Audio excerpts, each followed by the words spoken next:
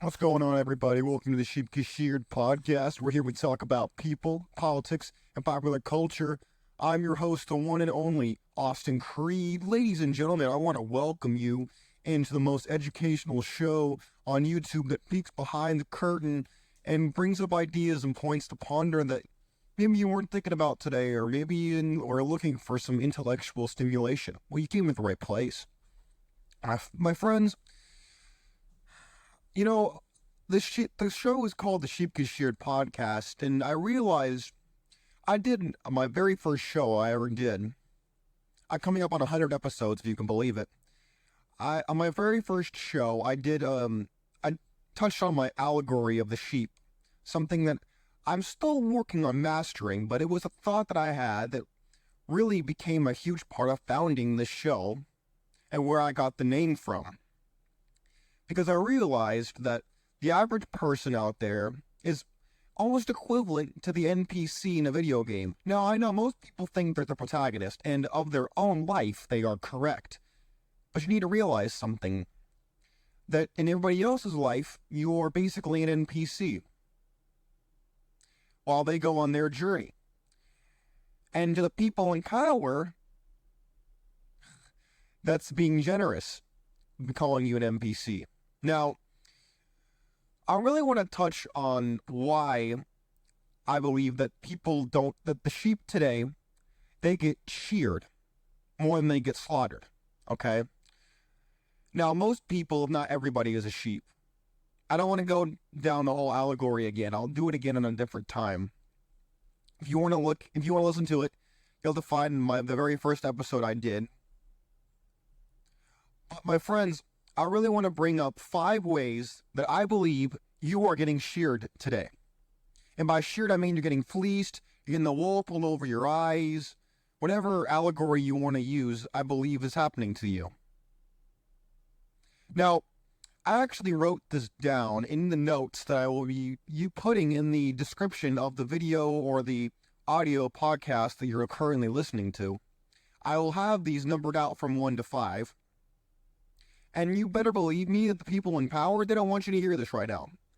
In fact, I guarantee you, let me put it to you this way. I will be shocked if I don't get censored, if I don't get hit with a strike, if I don't get hit by something in this video, especially on YouTube. I will be shocked if I don't get hit with something, because I'm giving you a peek behind the curtain as someone who's worked for the government, had a top secret clearance. Now, don't get too excited. I'm not gonna put myself in line of fire for an indictment by sharing classified things that I may or may not know. I'm not gonna do that. I value my career and my freedom. But what I will do is I will give you a little bit of a peek behind the curtain. And I will share with you the 5 ways I believe you and me are getting sheared. Now, before I give you the first reason, the first tip, I want to let you know that your voice is valuable to me and I want it to be heard. So if you want to go find me on Twitter, at Aussie Creed, you can reply. I'm going to tweet out. I tweet out questions, retweet stuff. If you want to engage with me and the growing community over there, you're more than welcome to go over and follow me on Twitter. Or if you want to leave comments in the comment section on YouTube or on Rumble, wherever it is you're listening to the show, you're more than welcome to do that. So I want you to let your voice be heard on this topic, whether you agree, disagree, all fair game. But here's what we're going to get down to brass tacks. Y'all ready for the first one? I know you're thirsting for it. Here it is. First way you're getting sheared. Fake feuds. Yes. In other words, the dog and pony show, the smoke and mirrors, the shadows on the wall, the tribalism we see in our society. Now, what do I mean by tribalism? I mean, let's look at the politicians for an example, okay? Now, I actually took a live political test on my show. I have a whole video on it. You can look that up. But needless to say, I'll give you a little spoiler. I'm an independent. I'm almost exactly in the middle. And because I have this, I'm able to see things from a little bit of a different lens. I'm able to see the three-card Monty that passes for a political system that we have. Because yes, at the local and even maybe the state level, you have very passionate people who firmly believe what they're saying. But then when you get higher up, you get, whether it's Congress, whether it's the presidency, whether it's the Supreme Court, I get more increasingly skeptical, because when you look at it, you realize that the people in power, they all go to the same parties, have the same friends, go to the same functions, are part of the same clubs, while they pretend like they're, oh, this person's bad, oh, this person's evil, we gotta get them out of office, gotta do this, we gotta do that. And yet, they all seem to share a very similar friend group and social circle at the very top. Why is that?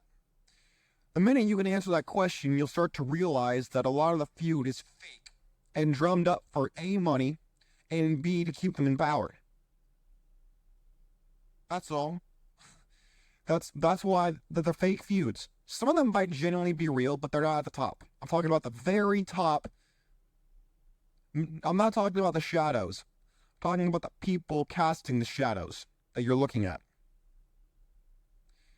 Next way you're being sheared, number 2, is gatekeeping. In other words, censorship, filtering, controlling the narrative.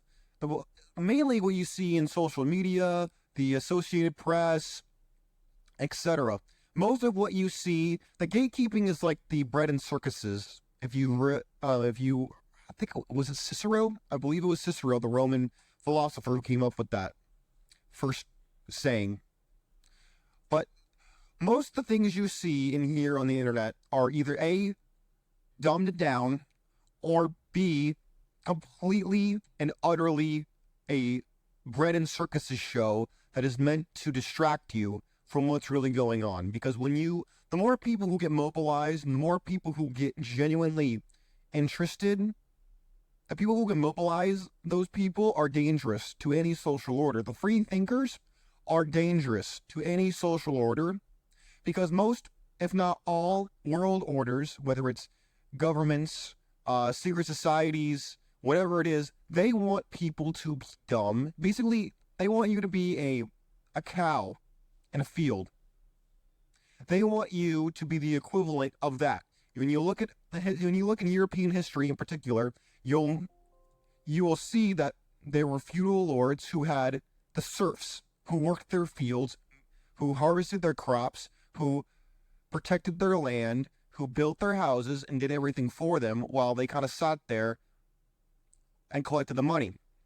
Now, I am not saying that those people are inherently evil. In fact, the opposite is true. They're just smarter than you. And their grandparents were smarter than you, and they eventually built up their wealth to the point where they're practically become untouchable. Now, I'm not saying that we should just eat the rich and encourage and earn money like Bunny Frank used to do. No, that's not what I'm talking about. I'm not a communist. I'm not saying we need to eat the rich, because that's stupid. What I'm saying is this: you need to be aware of how the system works. Which leads me to my next point. The third way you're getting sheared is through double Dutch taxes. In other words, the taxes are written in such a way that they favor the people who are at the very, very top. Now, most people already know that, especially if you're a little older and you actually pay substantial taxes, so I don't need to lecture you on that. People often get surprised they hear guys like Bernie Sanders, they talk about, oh, we're going to tax the millionaires, billionaires. The millionaires and billionaires, they make too much money, hey, we need to tax them. Well, here's the problem with that. Who do you think funds their campaign? Who do you think pays for them to give speeches? Who do you think allows them to get a book deal for $75 million after they get out? Who do you think allows for all those things to happen? Answer: the people in behind the scenes who are pulling the strings, and aka the rich 1% of the 1% of the 1% people. The rich, the millionaires and billionaires they hate so much, are the ones who fund their entire existence. You listening yet? No, I know, you probably turned the show off. You probably are like, oh, who cares? I can't do anything about it anyway, so what's the point in knowing about it? Well, schmuck, the reason you should know about it is this. Because then you might be able to do something about it. It's better to know about something than it is to be in the dark. Because you know what happens in the dark? You trip, you fall, you get mugged, etc. That's what happens to you. And I don't want that to happen to you. I want you to be aware. I want you to be in the know so you can respond accordingly. Next case, number 4. The fourth way you are being sheared, my friends, and trust me, the government doesn't want you to know this, because you might actually be a free thinker, and then you become very dangerous like me. Number 4, a dubious democracy. Let me ask you something. Look, I'm not saying that democracy is bad. I'm not saying America is bad. I love America. But what happens when there are people who contribute a lot to society? They create a lot of jobs. They create a lot of opportunities. They provide people with a chance to better their own life. What happens when people who contribute a lot to society have the same voice as a bum who pukes on himself but has no job and contributes nothing to society other than to add to the statistics of the welfare state? When that bum and his vote is equal to somebody who is extremely intelligent and who works really hard and is very smart, you realize very quickly how backwards the system is. Oh, Austin, that's so elitist. Well, no, I'm not saying that you need to be an elitist. What I'm saying is when the people who are stupid, the people who are not paying attention, the people who are getting paid by the welfare state, hold on. What am I? People are not going to accept this. Should I even say it? You know what? I'm going to say it. Who cares? Go ahead. Censor me, see if I care. My friends, when you promote the lowest common denominator, do you think that the people at the top are there's gonna be an increasing divide between the middle class? The middle class will either get richer or poorer. That's number 1. Number 2, with the constant expansion of the welfare state, let me ask you something. Who do you think that the people on welfare, whether it be food stamps, EBT, WIC, whatever, who do you think they vote for? The person who offers them more of something for nothing, or somebody else? When you hear a politician discuss the idea of expanding, giving more money to the poor and underprivileged and the oppressed, who do you think they're talking about? No, I'm not adding race or anything into this. That's not important. In fact, it's very unimportant to this conversation. We're talking economics here. When you see politicians talking about expanding the welfare rolls, they will instantly get votes because they're essentially paying the people to vote for them. They're using public money to get votes for public office. You think I'm making it up? Look it up for yourself. If you think I'm lying about it, look it up for yourself and get back to me. And if you think that was the worst, trust me, I'm not done yet. I'm about to really drop a knowledge dime on y'all today. You're lucky. You're probably never going to hear this on any show ever. Because I did the research and they didn't. Here it is for you. Number 5. The divide and conquer technique. Whether it's social confusion, Marcuse Frankfort school doctrine, or what people would refer to as the, quote, New World Order, whatever it is they want to refer to it as. The notion of dividing people into smaller and smaller groups. Y'all ever played that game like Agario? You ever played that? A game with the dots that you eat little dots, but there's the big dots that kind of circle the map, and then you try to absorb the big ones, absorb the smaller ones while avoiding the bigger ones. That's the political scene in America today. They want to divide you into smaller and smaller and smaller circles so they can just gobble all of you up at once instead of all of you banding together and being a bigger circle that they can't just gobble up. Does that work for you? Is that a good analogy? I think it is. My friends, I want to share something with you. I did research on this topic. I didn't just come in here to shoot my mouth off today. Let me pull it up. Here, I want to share this with you. You can feel free to take a picture of this or whatever it is you want to do, because... Ladies and gentlemen, my mic cut out. My apologies. Let me get this list down for y'all. I was experiencing some technical difficulties. So we're going to look at this list I is about to discuss with you about the Marcuse school. And here it is. Y'all ready for this? I know you're thirsting for it. Here it is. Number 1 on the list of things the Marcuse school recommended for. Here it is. Now, remember, this is about the Marcuse school was pushing for socialism and communism in America through the back door instead of through the front door, which is what had been tried up until this point. Here it is. Now, let me know and stop me at any point in your head if you recognize any of these 11 things I'm about to mention to you being done and might contribute to you being sheared. Here it is. Number 1, the creation of racism offenses. In other words, whenever something happens and whenever it's applicable, scream racism. Number 2, constitute continual change in the country to create constant confusion. Sound familiar? Literally, Barack Obama ran on this concept of change. The progressive left is always change. We need more change. Change, change, change, change, change. That's all. They're like a parrot. Change the system. That's where it comes from. Number 3, teach sex and homosexuality to children wherever you can. Sound familiar? I'll keep going. Number 4, undermine schools and the teacher's authority. 5, flood the country with illegal immigrants to destroy the identity of the country. This is not a new concept. This was done, if you can believe it, back in the day when empires would conquer entire civilizations or cultures.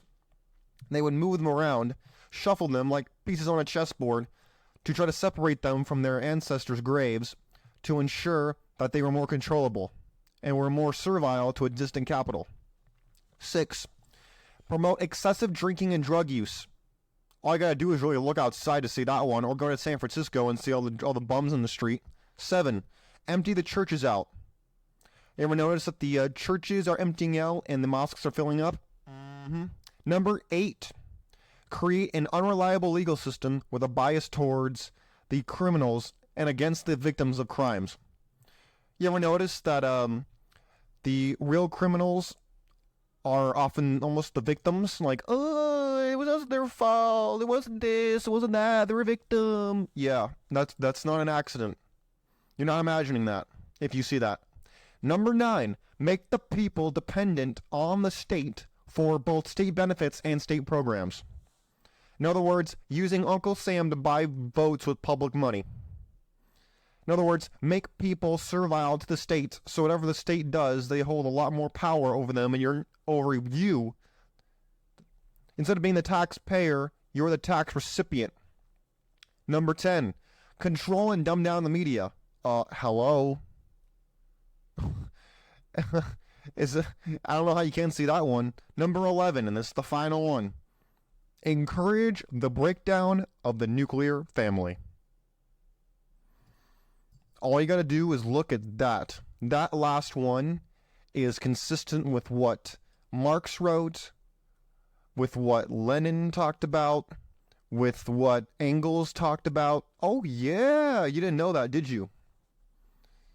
My friends, this is the divide and conquer that we're talking about. Every single one of those was to divide you, was to fake you out. This is what I'm talking about. You might want to re-listen to those. If any of the last 5 things that I talked about, you forgot them already, I'd recommend you go back and see what you think about it. My friends, I want you to really consider how you are being exploited and how you're being set up. Because you are, trust me. You may not see it right out the gate, but trust me, you are. I want you to really evaluate in your life and see where you're being exploited. Because I want you to win in life, and I don't want you to continue to be exploited or be in the dark any longer. My friends, if you have anything you want to add to the conversation, you want to disagree with me, make my day, go right ahead. You can find me on Twitter at OzzyCreed, like I mentioned before, or you can go over and find me on the YouTube or Rumble page. My audio got a little messed up, so I'm going to have to just put this out, and you have to listen to my lovely, majestic voice. But until next time, my friends, God bless you, God bless your family, God bless America. We're out of here. Peace.